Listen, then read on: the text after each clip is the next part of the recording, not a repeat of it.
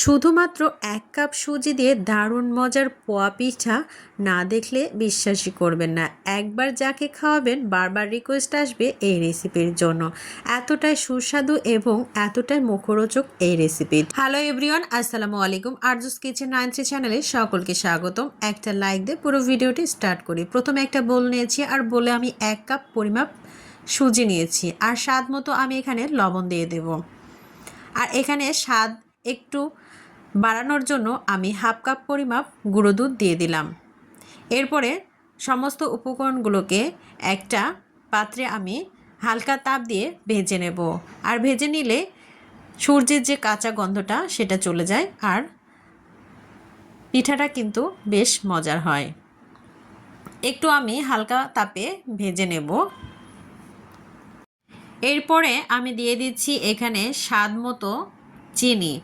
যে যার পছন্দ মতো চিনিটা ব্যবহার করতে পারেন। আমি এখানে হাফ কাপ পরিমাপ চিনি দিয়েছি, এতেই অনেকটাই মিষ্টি হয়ে যাবে। আর এখানে আমি ভালোভাবে সমস্ত উপকরণগুলো আর একটু ভালোভাবে নেড়ে চেড়ে কুক করে নিচ্ছি।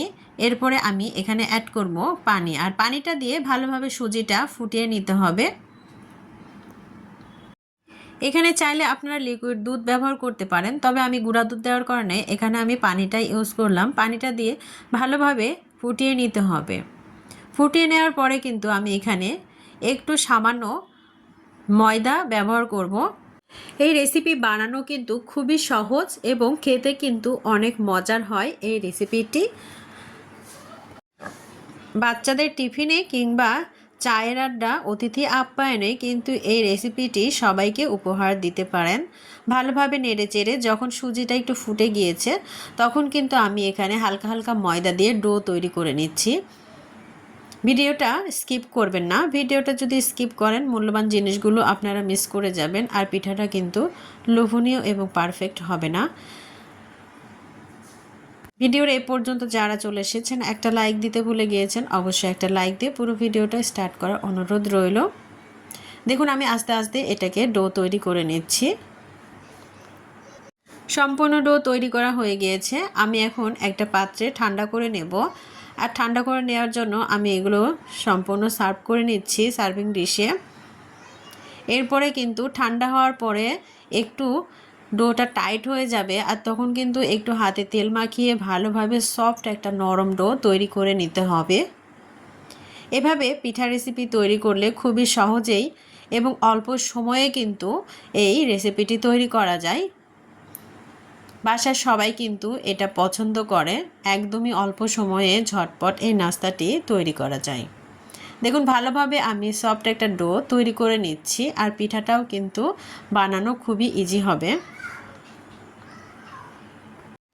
ভালোভাবে মেখে মতে ভালোভাবে ডো তৈরি করে নিলাম। এখন কিন্তু লেচি কেটে নেব এক সমান করে। আর লেচি কাটার পরে নাস্তাগুলো আমি কিভাবে তৈরি করে নিচ্ছি অবশ্যই দেখে নেবেন, তাহলেই কিন্তু পারফেক্টলি এই পিঠাটা বানাতে পারবেন। আমার সবগুলো এক সমান করে নেওয়া হয়ে গিয়েছে লেচি। আমি একটা লেচি নিয়ে আপনাদের দেখিয়ে দিচ্ছি কিভাবে এই পোয়া পিঠাটা আমি তৈরি করে নিচ্ছি। রুটির মতো আমি এটাকে একটু বেলে নেব। তারপরে একটা বেশি পাতলাও না বেশি মোটাও না, ঠিক এভাবে বেলে নিতে হবে। আর বেলে নিয়ে আমি একটা কাটারের সাহায্যে কেটে নিচ্ছি। আপনারা চাইলে বয়মের মুখ কিংবা গ্লাসের সাহায্যে কেটে নিতে পারেন। আমি কিন্তু বাটি দিয়ে কেটে নিয়েছি। দেখুন এতটাও কিন্তু মোটা হয়নি, পাতলা করে আমি বেলে নিয়েছি। ঠিক এরকম হবে। আর এরকমটাই আমি কেটে নিচ্ছি একটা বাটির সাহায্যে। খুবই ভালো লাগে খেতে, অবশ্যই ট্রাই করবেন বাসায়। না ট্রাই করলে কিন্তু বুঝতে পারবেন না এই পিঠাটি এতটাই মজা হয়। নতুন বন্ধুরা যারা অলরেডি আমার চ্যানেলে চলে এসেছেন অবশ্যই চ্যানেলটি সাবস্ক্রাইব করে দিয়ে পাশে থাকা বেল নোটিফিকেশন অল করে রাখবেন, তাহলে আমার নিত্য নতুন ইউনিক রেসিপিগুলো পৌঁছে যাবে আপনাদের কাছে। আর সময় সুযোগ বুঝে আপনারা ভিডিওটি দেখে নিতে পারবেন। আমার এই চ্যানেলে অনেক নিত্য নতুন রেসিপি আপলোড করা আছে, চাইলে আপনারা ভিজিট করে নিতে পারেন। আরও একটি আপনাদের বোঝার সুবিধার্থে দেখিয়ে দিচ্ছি, দেশ এবং দেশের বাইরে থেকে যারা আমার এই ভিডিওটি দেখছেন তাদেরকে অসংখ্য অসংখ্য ধন্যবাদ। আর যারা সব সময় আমার এই ভিডিওটি দেখেন এবং সুন্দর সুন্দর কমেন্টসের মাধ্যমে জানিয়েছেন আমার রেসিপিটি কেমন লেগেছে, তাদেরকেও কিন্তু অসংখ্য অসংখ্য ধন্যবাদ এবং হৃদয়ের গভীর থেকে অনেক অনেক ভালোবাসা।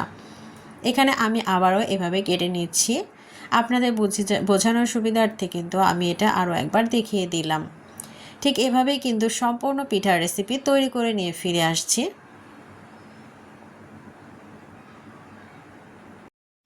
আমি কিন্তু আপনাদের মাঝে সহজ এবং ইউনিক রেসিপি উপহার দেওয়ার চেষ্টা করি, আশা করি আপনাদের কাছে খুবই ভালো লাগবে। এভাবে আমি সম্পূর্ণ পিঠাগুলো তৈরি করে নিয়েছি। এখন আমি চুলায় এগুলোকে ভেজে নেব। দেখুন সম্পূর্ণ রেসিপি কিন্তু আমার তৈরি করা নেওয়া হয়ে গিয়েছে। আমি একটা ফ্রাই প্যান চুলায় বসিয়ে দিয়েছি, অলরেডি গরম করে নিয়েছি তেলটা। এখন তেলটা মিডিয়ামে রেখে আমি এগুলোকে ছেড়ে দেব, নাস্তাগুলো দিয়ে আমি ভেজে নেব। আর দেখবেন কতটা ফুলকো ফুলকো হবে, ভেতরে কিন্তু ফাঁপালো থাকবে আর ওপরে হবে নরম তুলতুলে, খেতে কিন্তু অনেক মজার হয়। ছোট থেকে বড় সকলেই কিন্তু এই পিঠা রেসিপিটি তৃপ্তি সহকারে খেতে পারে আর দেখতে কিন্তু অনেকটা লোভনীয় লাগে। দেখুন পিঠাটা অনেকটাই ফুলকো ফুলকো হয়েছে। এভাবেই কিন্তু আমি উল্টে পাল্টে ভেজে নেব, একটু ডার্ক কালার করে একটু গোল্ডেন কালার যখনই হবে তখনই কিন্তু আমি এগুলোকে উঠিয়ে নেব। ঠিক এভাবেই সম্পূর্ণ পিঠাগুলো ভেজে নিয়ে ফিরে আসছি। একটু সময় নিয়ে ধৈর্য সহকারে সবগুলো ভেজে নিতে হবে। একটু কালার চলে আসবে যখন, তখনই কিন্তু এগুলোকে উঠিয়ে নিতে হবে। দেখুন ফুলে কিন্তু আমার পিঠাগুলো একটু ফেটেও গিয়েছে। এভাবেই কিন্তু আমি এগুলোকে উঠিয়ে নিচ্ছি। সম্পূর্ণ পিঠাগুলো আমি ঠিক এরকম কালার করে উঠিয়ে নেব। আপনারা চাইলে আরও একটু কালার করে ভেজে নিতে পারেন, তবে আমি এরকম কালার করেই ভেজে নিচ্ছি। সবগুলো পিঠা আমার ভেজে নেওয়া হয়ে গিয়েছে। আমি পরিবেশন করে দেখিয়ে দিচ্ছি কতটা লোভনীয় হয়েছে। খেতে কিন্তু অনেক মজার হয়। আপনারা বাসায় না ট্রাই করলে কখনোই বুঝতেই পারবেন না যে এরকম করেও কিন্তু পোয়া পিঠা তৈরি করা যায়। আমি একটা আপনাদের ভেঙে দেখাচ্ছি, ভেতরে কিন্তু ফাঁপালো হয়েছে আর অনেকটাই নরম তুলতুলে, খেতে কিন্তু অসম্ভব মজাদার। কেমন লাগলো আপনাদের কাছে আমার এই ইউনিক রেসিপিটি অবশ্যই কমেন্টের মাধ্যমে জানাবেন। সকলে ভালো থাকবেন, সুস্থ থাকবেন। আবারও দেখা হবে নেক্সট কোনো ভিডিওর মাধ্যমে ইউনিক রেসিপি নিয়ে আসব। সে পর্যন্ত সবাই ভালো থাকবেন। আল্লাহ হাফেজ।